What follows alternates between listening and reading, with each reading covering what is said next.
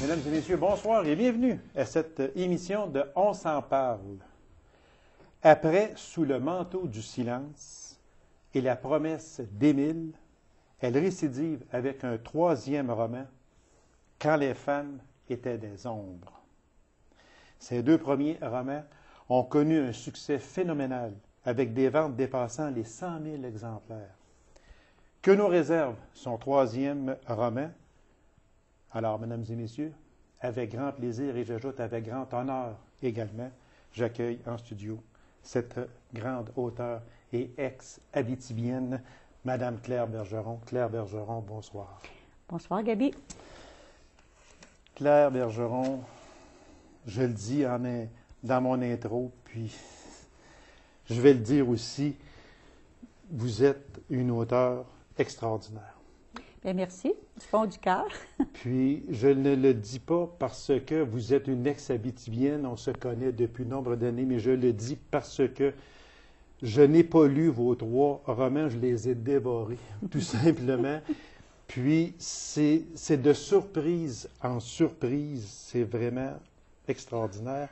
Vos deux premiers romans, Claire, ont connu vraiment un vif succès. Ils se sont vendus beaucoup au Québec, mais aussi dans les grandes parties de la francophonie européenne, en Afrique du Nord et également en Chine. Moi, si je vous demandais à quoi attribuez-vous un tel succès, de telles ventes, quand on parle de 100 000 exemplaires et plus? C'est sûr que moi, en partant au départ, mon rêve, c'était de publier. Mais quand le succès vient avec, automatiquement, c'est un bonheur merveilleux.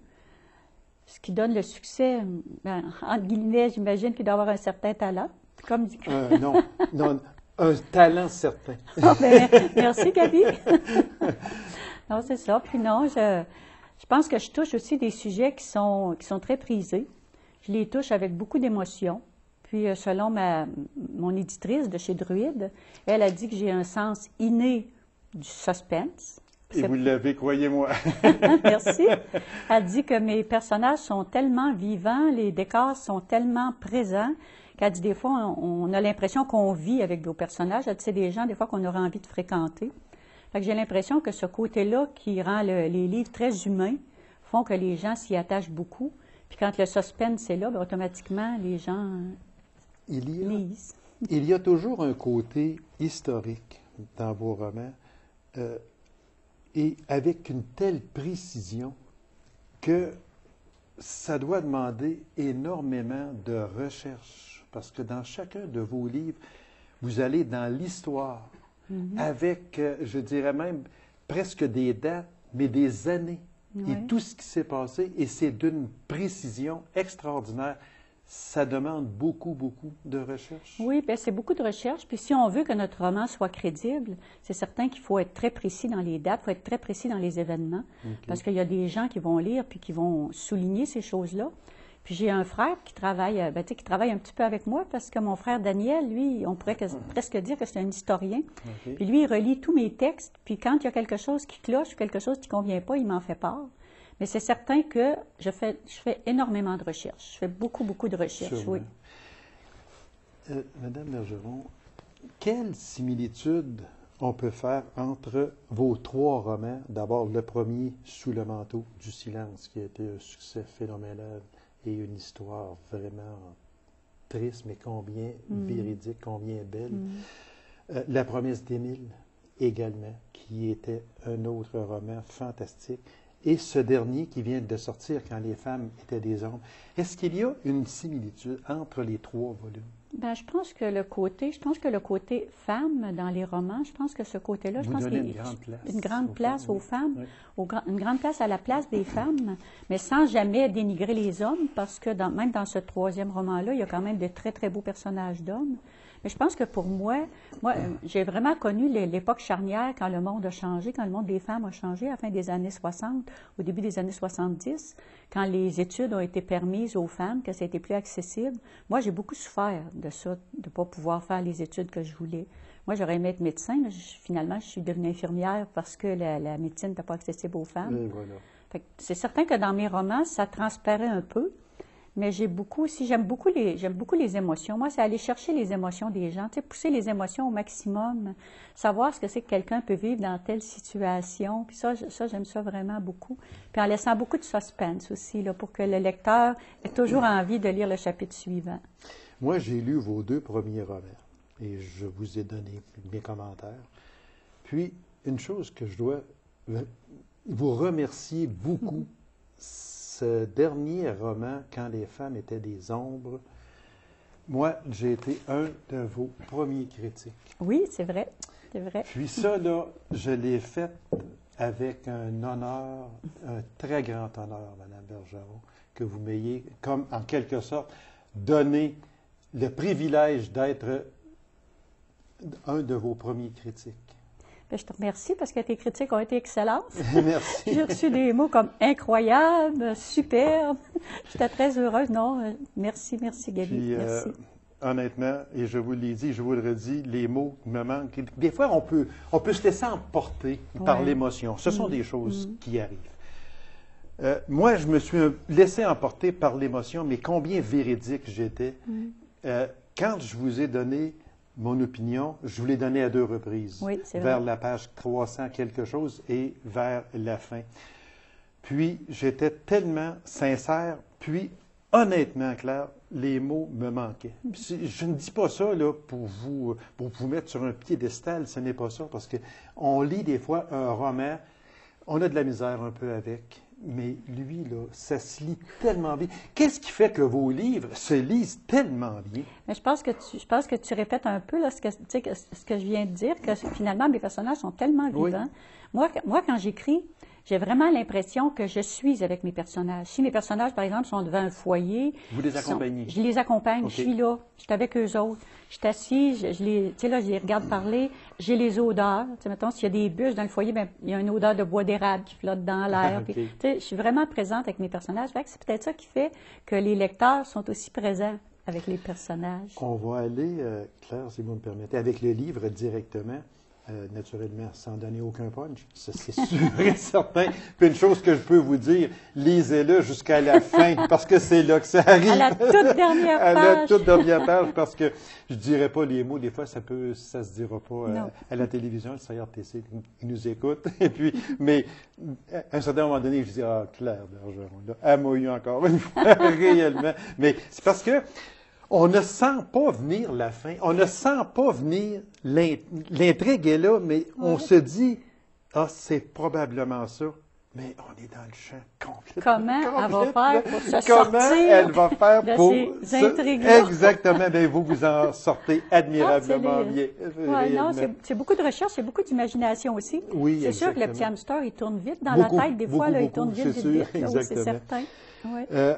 Avec le livre, on va dire que bon, l'histoire se situe au début du 20e siècle, où les hommes dirigent tout, absolument tout. Madame Bergeron, l'homme était vraiment le roi et maître du foyer à ce moment-là? Non, moi je dirais que c'était plus la femme. Dans le foyer, c'était la femme, mais à l'extérieur, c'était l'homme. La femme, elle n'avait pas de statut social, elle n'existait pas en tant qu'être humain. Elle n'avait pas de droit de vote, elle ne pouvait rien changer aux lois, elle ne pouvait pas légiférer sur rien. Ensuite, elle n'avait même pas de droit sur son propre corps. Quand tu dis que pour te faire opérer, tu es obligé de demander la permission, la signature d'un homme, d'un frère, d'un père. Fait que c'était vraiment difficile pour les femmes à cette époque-là. Mais je ne blâme pas les hommes parce que c'était le contexte social de l'époque. C'était ça à ce moment-là. Tu sais, aujourd'hui, on parle avec la charte, là, puis on voudrait séparer la religion, la laïcité, puis tout ça. Mais tu sais, à l'époque, le clergé, en synergie avec la politique, créait ce monde-là dans lequel les gens étaient tenus, il fallait qu'ils en sachent le moins possible pour pouvoir être contrôlés. Puis les femmes, c'était davantage. Fait que non, c'était une dure époque. L'expression « reine au foyer » a longtemps existé. Existe-t-elle encore aujourd'hui? Il faudrait poser la question. Sauf que, était-elle à ce moment-là vraiment reine au foyer? Parce que je pense que c'était une façon d'encenser les femmes pour leur ego, pour leur dire, regardez, vous êtes les reines dans votre foyer, laissez-nous, nous autres, là, je pense, j'en parle dans le livre, là, laissez-nous, nous autres, le dur côté de la politique, etc. Puis les femmes, automatiquement, en se sentant reine, quand tu es reine de quelque chose, c'est mieux que dire la pauvre servante qui reste à la maison. dire qu'au début du 20e siècle, là, on faisait déjà état d'un statut d'égalité pour les femmes déjà. Les femmes le souhaitaient déjà à cette époque-là. Hein. Il y avait comme Idola Saint-Jean, je pense que j'en parle dans le roman. Oui, il y avait déjà des femmes qui avançaient, qui essayaient, mais ils étaient tout de suite remises à leur place. Puis, on le voit, là, Ludivine, une des héroïnes du roman, qui épouse un député qui rêve de devenir premier ministre. Elle pense qu'elle va profiter du contexte politique dans lequel elle vit pour faire avancer la cause des femmes.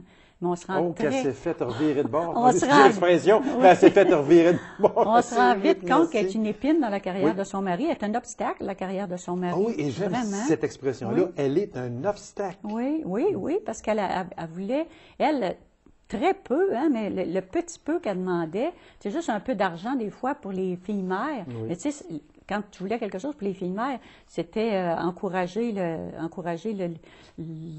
manque de vertu, le vice, oui, tu as le mot. Oui, exactement. Mais tu sais, non, c'était très difficile. Donc, on peut dire qu'à cette époque-là, que les femmes vivaient réellement en situation d'infériorité. D'une certaine façon, oui. D'une certaine façon, oui. Quand on dit aussi, parce que ça ressort tout du livre, là, ce que c'est qu'on parle.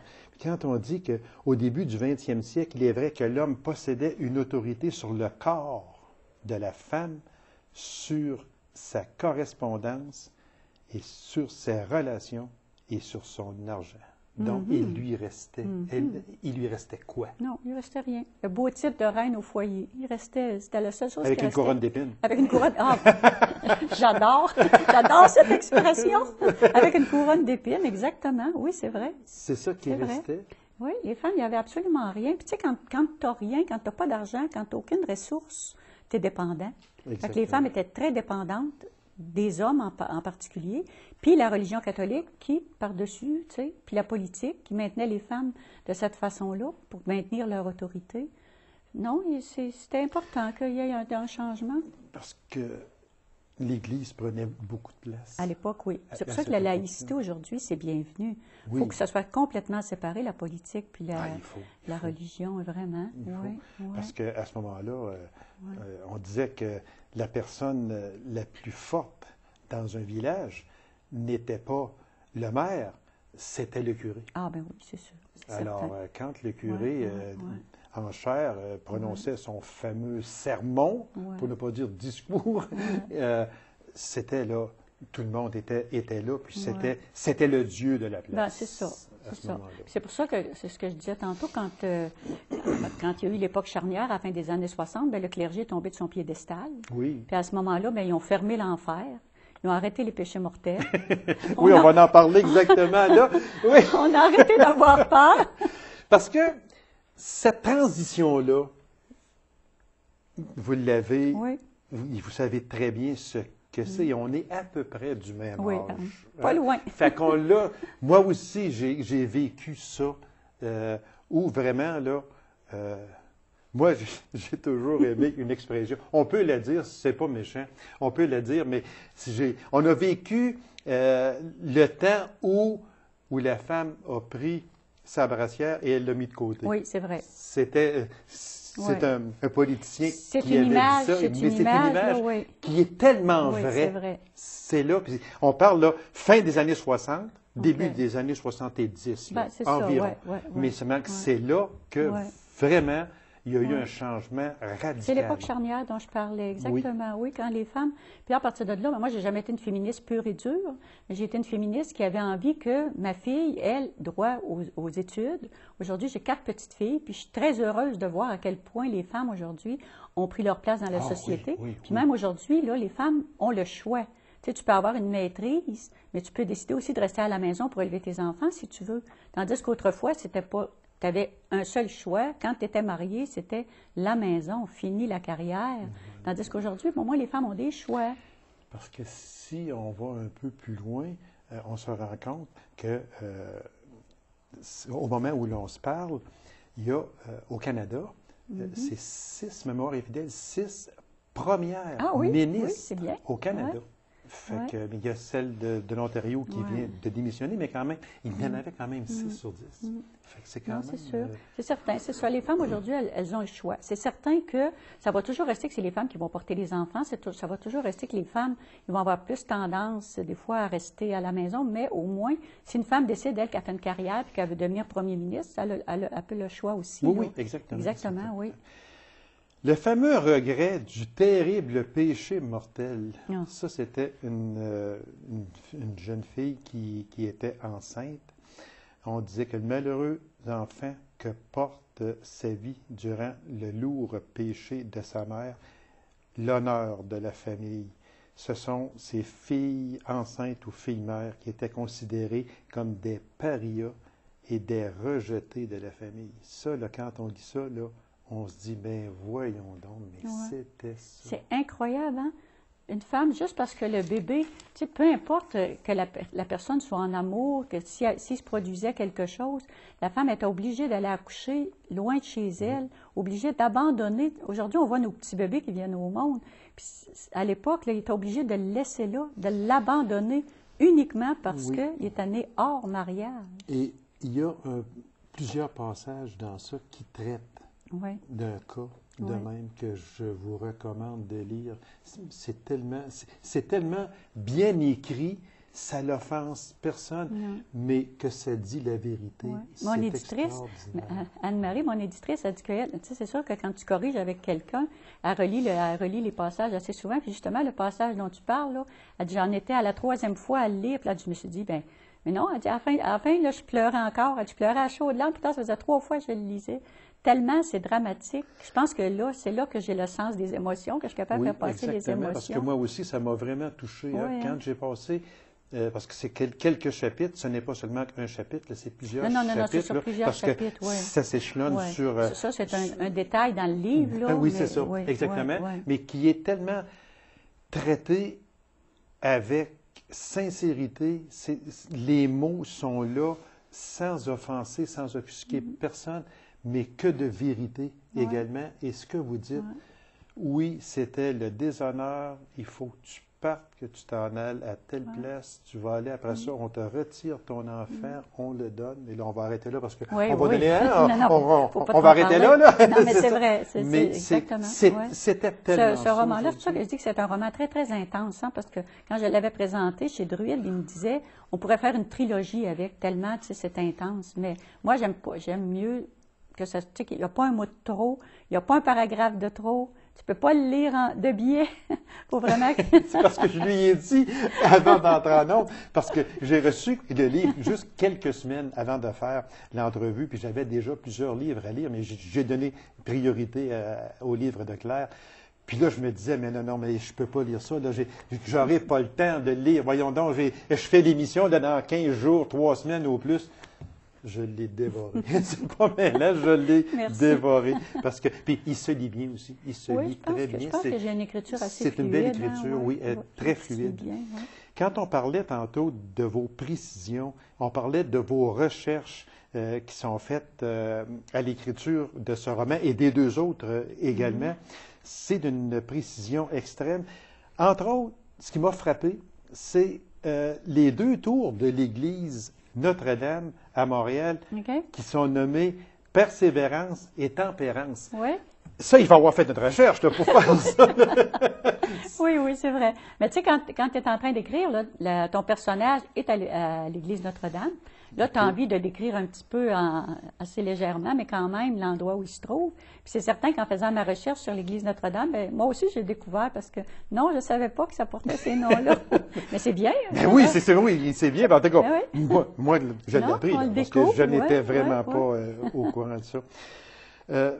Claire, est-ce qu'on peut dire que dans ce temps-là, le mari pouvait tromper son épouse, c'était OK. Rendu qu'il la faisait bien vivre, qu'il lui donnait tout, puis que tout était OK, ben, ça pouvait te permettre d'être tout de suite... Oui, je pense qu'à l'époque, une femme n'avait pas grand-chose à dire si son mari la trompait, parce que pour à l'époque, c'était considéré qu'un homme qui trompe sa femme, c'était pas par manque d'amour envers son épouse, là, c'était seulement pour se distraire. Alors que si la femme, elle, trompait son mari, les femmes considérées avec des émotions incroyables, mais c'était considéré ça comme une grosse tromperie, là. Une femme n'avait pas le droit de tromper son mari. Mais par contre, l'homme, oui, c'était toléré parce que ça faisait partie de la nature de l'homme. C'est parce que là, je viens de vous voir le visage quand vous avez dit c'était toléré. Chose que vous avez eu peut-être un petit peu de misère là, avec ce bout-là. Non, c'était fluide quand même. Bien, ça s'écrivait bien, oui. Là, mais ça s'écrit... Oui, parce qu'il y en a un passage. Oui, ça parle de ça aussi. Mais ça, c'est sûr que quand tu écris ça, ben, tu y mets un petit peu d'arrogance. Là, tu joues sur les mots. Tu joues sur se faire à l'idée que les femmes étaient des ombres, comme vous le dites si bien dans votre titre de roman, est-ce que ça voulait dire, et ça veut dire encore, que ce sont les femmes qui suivent leur mari un ou deux pas à l'arrière? À l'époque, c'était un peu ça. À l'époque, les femmes étaient comme l'ombre d'un homme parce que, même tu perdais ton nom, tu perdais même ton prénom. Tu t'appelais Madame, je ne sais pas, Pierre Legendre, au lieu de t'appeler Ludivine ou quelque chose comme ça. C'est certain. Mais je vois les ombres aussi comme, par le fait que les femmes étaient réduites à un rôle inférieur, bien, j'ai l'impression que quelquefois, elles marchaient à côté de leur vie, un peu comme ton ombre qui marche à côté de toi. C'est dans ce sens-là aussi que je le vois, là. Une ombre en parallèle. La femme. Oui, exactement. Oui, je le vois comme ça aussi. Un coup, des fois, quand on va regarder le titre, quand les femmes étaient des ombres, disons que ça nous dit rien là, si on n'a pas lu le livre, c'est sûr. Mais ça nous dit rien, oui, parce que les femmes étaient des ombres de leur mari quand on sait que ça se passait au 20e siècle, là, au début du 20e siècle. Sauf que c'était monnaie courante à ce moment-là, comme vous l'avez si bien dit, puis vous l'avez si bien écrit, c'est que la femme, toi, tu prends du recul, laisse-moi en avant. Si j'ai besoin de toi, je te le dirai. Oui, c'était un peu ça. Il y avait les deux côtés. Ce côté-là que la femme était derrière l'homme, comme je dis, avec tout sans droit de vote, sans statut social, sans droit sur le propre corps. Il était comme des ombres dans le sillage des hommes. Par contre, c'était des personnes aussi qui marchaient en parallèle avec leur ombre. Il aurait voulu être autre chose, mais il était obligé de se contenter de ce rôle-là dans la société. Exactement. Il y a un passage que j'ai fait un petit saut, comme on dit. Il y en a plusieurs. Plusieurs petits sauts. Oui, plusieurs petits sauts. Où c'est dit, à un certain moment donné, le cerveau des femmes n'est pas organisé pour comprendre les arcades de la politique car les femmes sont trop émotives. Oui, c'était considéré comme ça à l'époque. C'est vrai. J'ai vraiment trouvé ça, là, quand je faisais mes recherches, j'ai beaucoup lu des reportages, mettons, d'Idola Saint-Jean, ou des choses comme ça, là, puis oui, ça avait été écrit presque textuel, là, que les femmes étaient trop émotives pour la politique, les femmes n'étaient pas capables. T'étais pas capable, puis c'est ce qu'il disait d'ailleurs. Moi, puis c'est pas si loin, hein. Moi, je me souviens, quand j'ai fait mon cours d'infirmière à Québec, mon frère faisait son cours de médecine. Il y avait juste une femme en médecine. Puis ses copains, ils n'arrêtaient pas de l'agacer parce que, d'après eux, elle n'avait pas la capacité de faire médecine. Puis aujourd'hui, on voit les femmes, ils sont majoritaires dans les facultés de médecine. Fait que non, à l'époque, c'était considéré comme ça, puis c'était comme un acquis, que la femme, elle n'avait pas le cerveau développé en conséquence de ces choses-là. Il fallait vivre avec. Il y a vraiment de belles histoires d'amour dans ça. Histoire d'amour réalisable et histoire d'amour irréalisable. Vous avez été chercher ça, je ne sais pas comment, mais encore là, c'est tellement réaliste. Des fois, on va dire un auteur va être chez lui, il va penser. Parce qu'un auteur, d'accord, d'après moi, et vous me corrigerez si je suis dans l'erreur, a toujours un crayon et une feuille de papier ou presque quand il est après écrire. Parce qu'il peut lui venir une idée n'importe quel temps. N'importe où je suis, moi, en avion, n'importe où. C'est ça, exactement. Toujours, oui. Alors, mais pour vous, Claire Bergeron, est-ce qu'il y a un moment propice où les idées viennent, disons, plus vite que la normale? Ouais, moi, je me lève tous les matins à 5h30, je prends un café, puis je m'installe à mon ordinateur. Puis Puis de 5h30, je dirais à 10h30, là, ça foisonne dans ma tête, là, les idées viennent, c'est incroyable. Comme si, pendant mon sommeil, ça s'accumulait, puis dès que je me lève, là, je m'envoie, je m'assis, puis j'ai jamais le syndrome de la page blanche. Je m'assis, puis j'écris, je suis toujours capable d'écrire. C'est un syndrome qui existe chez beaucoup d'auteurs. Non, moi, je ne l'ai vraiment pas.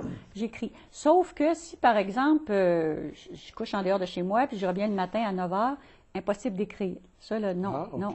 Je vais corriger des textes, je vais peaufiner ce que j'ai déjà fait, mais c'est comme si c'était les idées, non, c'est le matin. Par contre, quand j'ai des énigmes ou des intrigues à résoudre, bien là, ça tourne dans la tête, puis ça tourne tout le temps. Tu es en avion, tu es sur le bord d'une plage, tu es en auto. Et là, tu penses, oh mon Dieu, comment je pourrais régler ce cas-là. Puis là, tout à coup, là, des fois, tu t'es couché, tu te réveilles, puis là, je l'ai. J'ai toujours même un papier et un crayon à côté de mon lit. Même j'étais en train d'en écrire un 4e, là. Ah, c'est ça là, que je voulais vous demander. Vite, un 4e roman, oui. Oui. J'étais en train de l'écrire, puis je suis très avancée. J'ai même les 2/3, presque les 3/4 d'écrit, oui. Puis, mais j'avais pas de titre, parce que c'est un sujet assez dramatique, mais j'avais pas de titre. Puis l'autre nuit, j'étais couchée, puis il devait être à peu près 2h du matin. Je me suis réveillée, puis j'avais le titre. Là, je me suis dépêchée à me lever, puis je suis allée vite l'écrire. Parce que là, j'ai dit, demain matin, je ne m'en rappellerai pas. Comme de fait, quand je me suis rappelée le lendemain matin, je ne m'en rappelais pas quand je me suis réveillée. Mais là, je suis allée voir sur mon bureau.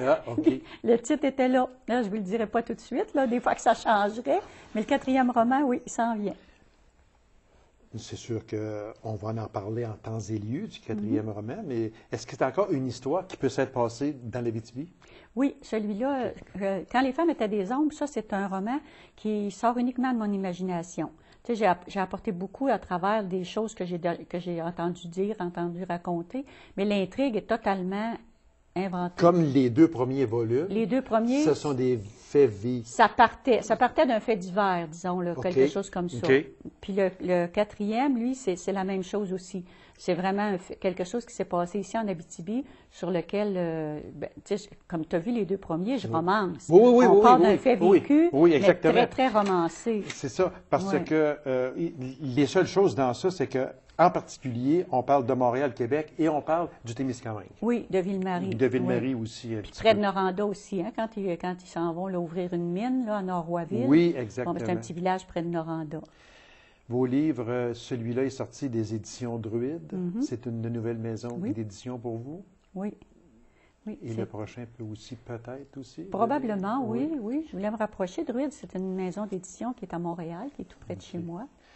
Alors, mesdames et messieurs, on vous le recommande énormément, des éditions Druide, Quand les femmes étaient des ombres, de la romancière Claire Bergeron, moi, j'aime pas ça, dire ex-Abitibienne. Vous avez encore de l'Abitibi au cœur. Chaque fois que je reviens en Abitibi, comme je disais en entrevue ce matin, là, même ça fait 23 ans que je suis partie, chaque fois que je reviens ici, j'ai toujours l'impression de rentrer à la maison. Vous venez chez vous, puis continuez à venir encore chez vous. Continuez à venir nous voir. Puis surtout, continuez à écrire. Puis je vous avais laissé une note sur ordinateur, on peut le dire. Oui. J'ai vu qu'on me fait signe de couper, que c'est terminé, mais seulement que j'espère vivre assez vieux pour pouvoir lire vos livres, puis je prendrai une loupe s'il faut. Puis moi, vivre assez vieille pour en écrire. Et voilà. Claire Bergeron, merci infiniment, puis vite un 4e roman. Vous êtes une écrivaine extraordinaire. Restez comme ça. Bien, merci, Gabi. Merci infiniment. Alors, mesdames et messieurs, merci d'avoir été là. On se donne rendez-vous à une prochaine émission de On s'en parle. Au revoir et bonne semaine.